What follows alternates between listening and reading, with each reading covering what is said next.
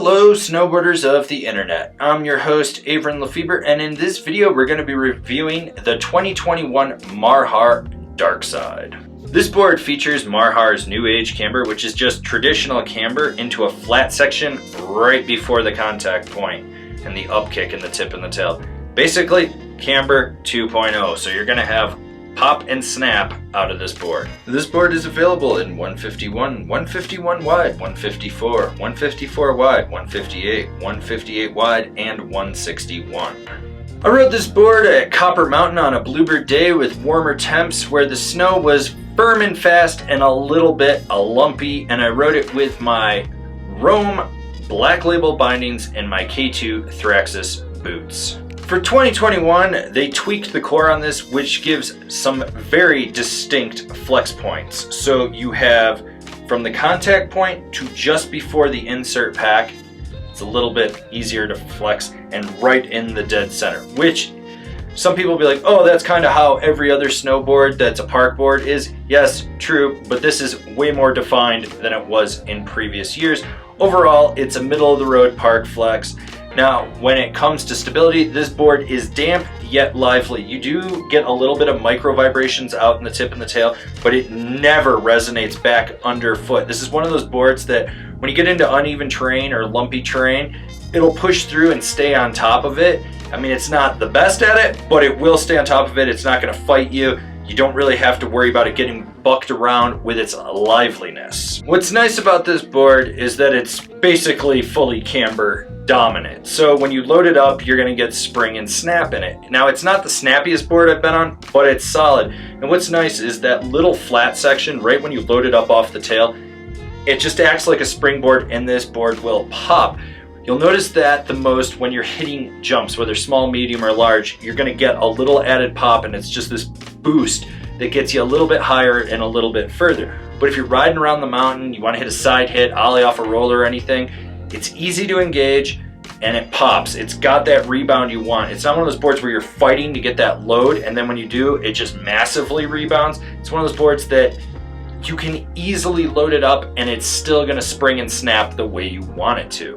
What's nice about this board is that revamp in the core made those sweet spot in the tip and the tail just so immense. You can just lock this thing right into a press and it will hold for as long as you want it to, and you're still gonna get snap and rebound out of it. You wanna be laid back with your buttering?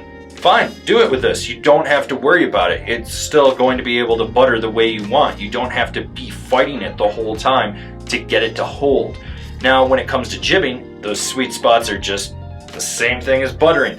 They lock in and they hold. That camber section in the middle is going to let you pop out. What's nice though is you do have this camber section that when you get sideways on a feature, it hugs and cradles it.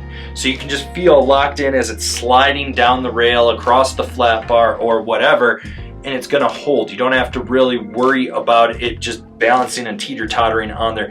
It wraps around it, it holds. You're gonna be able to make it to the end of the feature and pop out and do what you want with it.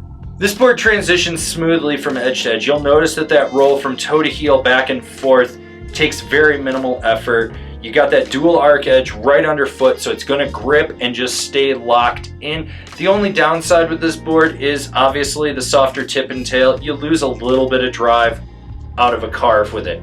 Is that the end all be all with it? No, this board is solid for tight, quick, short setup turns to long, hard, drawn out Euro carves. You want to Euro carve through the park around a family that's sitting on a feature that they shouldn't be while screaming that you hope that they die? This will do it. Don't worry about it. You can lay a trench on this board. That's the nice thing about it. The side cut feels really dialed in.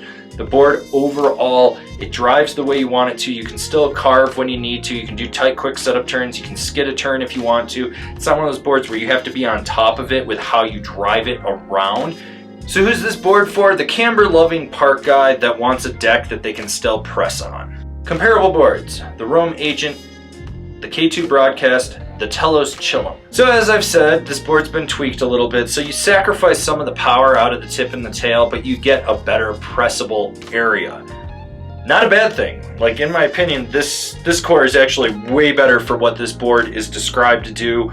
I really enjoyed it. You know, you can take it in the mini pipe and rip it around, hit a couple hips, hit some jumps, go into the Woodward Peace Park and play around on the snow features and then hit some rails, and it kind of just did everything you wanted it to.